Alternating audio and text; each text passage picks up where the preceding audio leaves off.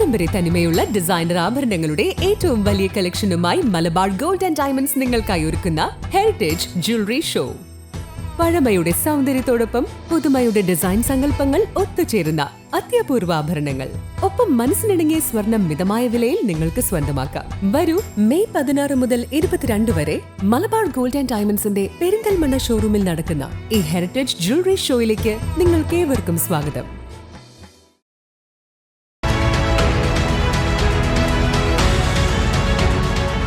തദ്ദേശ തെരഞ്ഞെടുപ്പിന് ഇനി കുറച്ച് മാസങ്ങൾ മാത്രമാണ് ബാക്കിയുള്ളത്. ലോക്കൽ ഗവൺമെൻറ്റുകളാണ് ഓരോ തദ്ദേശ സ്ഥാപനങ്ങളും. ഞാനിപ്പോഴുള്ളത് താഴേക്കോട് ഗ്രാമപഞ്ചായത്ത് ഓഫീസിന് മുന്നിലാണ്.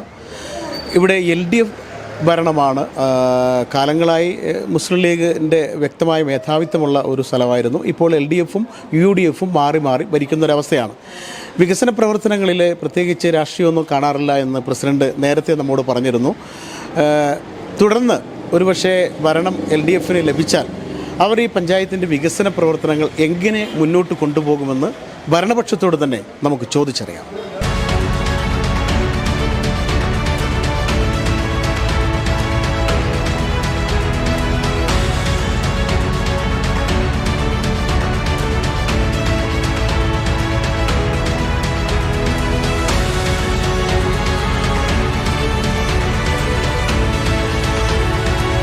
പഞ്ചായത്ത് പ്രസിഡന്റ് സോഫിയ ടീച്ചർ, അതുകൂടാതെ സ്ഥിരം സമിതി അധ്യക്ഷർ, പഞ്ചായത്തിൻ്റെ ഭരണപക്ഷത്തുള്ള ആളുകളാണ് നമ്മോടൊപ്പം ഉള്ളത്.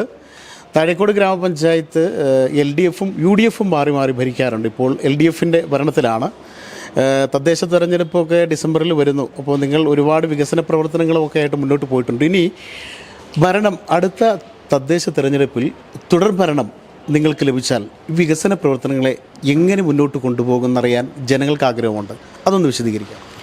തുടർഭരണം ലഭിച്ചാൽ എന്നല്ല, തീർച്ചയായിട്ടും നമുക്ക് തുടർഭരണം ഞങ്ങൾ ഉറപ്പിച്ചൊരു കാര്യമാണ്. കാരണം ഈ ഒരു കഴിഞ്ഞ 4.5 വർഷത്തോളം നമുക്ക് ചെയ്യാൻ പറ്റിയത് നമ്മുടെ വലിയൊരു കാഴ്ചപ്പാട് തന്നെയായിരുന്നു. എന്താണ്, മുഴുവൻ ആളുകൾക്കും വീട് കൊടുക്കുക എന്നുള്ളത്. ലൈഫ് ഭവന പദ്ധതിയിലും അതുപോലെ തന്നെ PMY ഉൾപ്പെടെ നമുക്ക് ലിസ്റ്റിൽ ഉൾപ്പെട്ട മുഴുവൻ ആളുകൾക്കും വീട് കൊടുക്കാൻ നമ്മുടെ ഈ ഒരു ഭരണസമിതിക്ക് സാധിച്ചിട്ടുണ്ട്. അതുപോലെ തന്നെ കുടിവെള്ളം, അത് നമ്മുടെ പഞ്ചായത്തിനെ സംബന്ധിച്ച് വലിയൊരു പ്രതിസന്ധിയുള്ളൊരു സംഭവമായിരുന്നു കുടിവെള്ളം എത്തിക്കുക എന്നുള്ളത്. അപ്പോൾ അത് മുൻകാലങ്ങളിൽ വന്നൊരു പദ്ധതി ഉണ്ടായിരുന്നു, ആലിപ്പറമ്പ് താഴക്കോട് പദ്ധതി. അതൊരു ചുവപ്പ് നാടിൽ കുരുങ്ങി കിടക്കുകയായിരുന്നു, നമുക്കത് നടപ്പിലാക്കാൻ സാധിക്കാതെ. ആ ഒരു സംഭവം നമ്മുടെ ഈ ഒരു ഭരണസമിതി വന്നു. അതെന്താണ് അവിടെ അതിനുള്ള അപാകതകൾ, നമ്മുടെ പഞ്ചായത്തിൽ നടപ്പിലാക്കാനുള്ള അപാകതകൾ എന്താണെന്ന് കണ്ടെത്തിയിട്ട് അത് പരിഹരിച്ച് ആലിപ്പറമ്പ് താഴക്കോട് എന്നുള്ളത് താഴക്കോട് ആലിപ്പറമ്പ് കുടിവെള്ള പദ്ധതി എന്ന പേരിൽ അത് കൊണ്ടുവരാനും അതിൻ്റെ അവസാന ഘട്ടം വരെ എത്തിക്കാനും നമ്മുടെ ഈ ഒരു ഭരണസമിതിക്ക് സാധിച്ചിട്ടുണ്ട്. ഇനിയൊരു തുടർഭരണം കിട്ടിക്കഴിഞ്ഞാൽ അത് പൂർണ്ണതയിലേക്ക് എത്തിക്കും. ആ കുടിവെള്ള പദ്ധതി പൂർണ്ണതയിലേക്ക് എത്തിച്ചു. പിന്നെ അതുപോലെ തന്നെ വീടില്ലാത്ത ഇനിയും ആളുകൾ ഉണ്ടായിരിക്കും പുറത്ത് നിൽക്കുന്ന ലിസ്റ്റിൽ ഉൾപ്പെടാത്ത, അവരെയും കൂടെ ലിസ്റ്റിലേക്ക് കയറ്റിയിട്ട് ആ ആളുകൾക്ക് വീട് കൊടുക്കും. ഒരു കാര്യം ചോദിക്കട്ടെ, ഇവിടെ ഗ്രാമീണ മേഖലയിൽ പല ഭാഗത്തും റോഡുകളൊക്കെ കുറേയൊക്കെ തകർന്നു കിടക്കുന്ന അവസ്ഥ ഉണ്ടായിരുന്നു. അതുകൂടാതെ പിന്നെ കാർഷിക മേഖലയിൽ ചില ആളുകൾക്ക് കുറേ ആക്ഷേപങ്ങളുണ്ടായിരുന്നു. മാത്രമല്ല, പൊതുവെ ജനങ്ങൾക്കിടയിൽ വേറൊരു അഭിപ്രായം കൂടിയുണ്ട്. ഭരണപക്ഷത്ത് തന്നെ ചെറിയ രീതിയിലുള്ള ഒരു ചേരിപ്പോരൊക്കെ ഉണ്ട്. അതുകൊണ്ട് ഒന്നിച്ചു നിൽക്കുന്ന ഒരവസ്ഥ ഉണ്ടായില്ലെങ്കിൽ ഒരുപക്ഷെ ജനങ്ങൾ മാറി ചിന്തിച്ചേക്കുന്നത്. അത് പൊതുജനങ്ങളുടെ അഭിപ്രായമാണ്. അങ്ങനെ ഒരു അവസ്ഥയുണ്ടോ ഇവിടെ? നമുക്ക് ഭരണപരമായ കാര്യങ്ങൾക്ക് ഞങ്ങൾ ഒന്നിച്ച് തന്നെയാണ്, അതിൽ യാതൊരുവിധ പ്രശ്നമില്ല. പിന്നെ വ്യക്തിപരമായിട്ടുള്ള കാര്യങ്ങൾ അതെവിടെ ഇല്ലാത്തത്, അങ്ങനെ ഉണ്ടാവും മനുഷ്യരാകുമ്പോൾ. പിന്നെ അതുപോലെ പാർട്ടി കട്ടയ്ക്ക് ഞങ്ങളൊപ്പം സപ്പോർട്ടായിട്ടുണ്ട്. അതുകൊണ്ട് തന്നെയാണ് ഈ ഒരു ഭരണസമിതിക്ക് ഇത്രയും കാര്യങ്ങൾ നമ്മുടെ കാഴ്ചപ്പാടനുസരിച്ചിട്ടുള്ള കാര്യങ്ങൾ നമുക്ക് ചെയ്ത് തീർക്കാൻ സാധിച്ചിട്ടുള്ളത്. പിന്നെ ഈ ഗ്രാമീണ റോഡുകളെന്ന് പറഞ്ഞാൽ വലിയൊരു പദ്ധതിയാണ്. ഞാൻ നേരത്തെ പറഞ്ഞല്ലോ, വലിയൊരു പദ്ധതി, കുടിവെള്ള പദ്ധതിയാണ് നമ്മൾ കൊണ്ടുവരുന്നത്. അപ്പോൾ തീർച്ചയായിട്ടും ചെറിയ പ്രശ്നങ്ങൾ ജനങ്ങൾ അനുഭവിക്കേണ്ടി വരും. അപ്പോൾ നമുക്ക് തുടർഭരണം കിട്ടിക്കഴിഞ്ഞാൽ ആ ഗതാഗത മാർഗങ്ങളും കൂടെ നമ്മൾ ശരിയാക്കും എന്നുള്ളത് തന്നെയാണ് പറയുന്നത്. പൊതുജനങ്ങളുടെ അഭിപ്രായം ഞങ്ങൾ തേടിയപ്പോൾ അവർ പല ആളുകളും പറഞ്ഞത് ഭരണപക്ഷം LDF ഭരണമൊക്കെ സുഗമമായി പോകുന്നു, പക്ഷേ അവർക്കിടയിലുള്ള ചില പ്രശ്നങ്ങൾ വികസന പ്രവർത്തനങ്ങളിലും മറ്റുള്ള പല പദ്ധതികളുടെ മുന്നോട്ട് പോക്കിലും ബാധിക്കുന്നുണ്ട് എന്ന് ചില ജനങ്ങളിൽ കുറേ പേര് ഞങ്ങളോട് പറഞ്ഞിരുന്നു. ഏതൊരു തദ്ദേശ സ്വയംഭരണ സ്ഥാപനത്തിലും അവിടെ ഭരണപക്ഷത്തിന് ഒരു ഐക്യമില്ലായ്മ വന്നു കഴിഞ്ഞാൽ അത് മറ്റുള്ള പദ്ധതികളിലും അതിൽ മുന്നോട്ട് പോക്കിലൊക്കെ ബാധിക്കാറുണ്ട്. ഇവിടെ അങ്ങനെ ബാധിക്കുന്നുണ്ടെന്ന് ഞങ്ങളുടെ അഭിപ്രായമല്ല, പൊതുജനങ്ങളുടെ അഭിപ്രായമാണ്.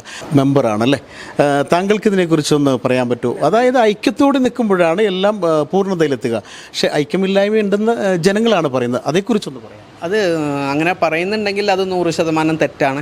ഞങ്ങളുടെ ഇടയിൽ ഐക്യത്തിനോ അല്ലെങ്കിൽ മറ്റ് കാര്യങ്ങൾക്കൊന്നും യാതൊരു ഭിന്നതയും ഇതുവരെ ഉണ്ടായിട്ടില്ല. പിന്നെ ഞങ്ങൾ മത്സരിക്കാൻ 2020 ഞങ്ങൾ പ്രകടന പത്രികയിൽ പറഞ്ഞ ഏകദേശം 100% കാര്യങ്ങളിലൊക്കെ ചെറിയ ഒരു വ്യത്യാസമുണ്ട് എന്നല്ലാതെ ബാക്കിയുള്ള എല്ലാ കാര്യങ്ങളും ഞാൻ ചെയ്തു തീർത്തിട്ടുണ്ട്. അതുപോലെ ഇപ്രാവശ്യവും വാർഡ് വിഭജനത്തിൽ വരുന്ന മാറ്റങ്ങളുണ്ടെങ്കിൽ എന്തായാലും നിലവിലുള്ള സീറ്റിനേക്കാൾ കൂടുതൽ സീറ്റുകൾ പാർട്ടി, അതായത് LDF ഭരണകൂടം എന്തായാലും പിടിച്ചെടുക്കും. അത് പിടിച്ചെടുത്തതിന് ശേഷം തന്നെ ഞങ്ങൾ തുടർ ഭരണം നമ്മളെ പഞ്ചായത്ത് നേടിയെടുക്കും എന്നുള്ള കാര്യത്തിൽ യാതൊരു സംശയമില്ല.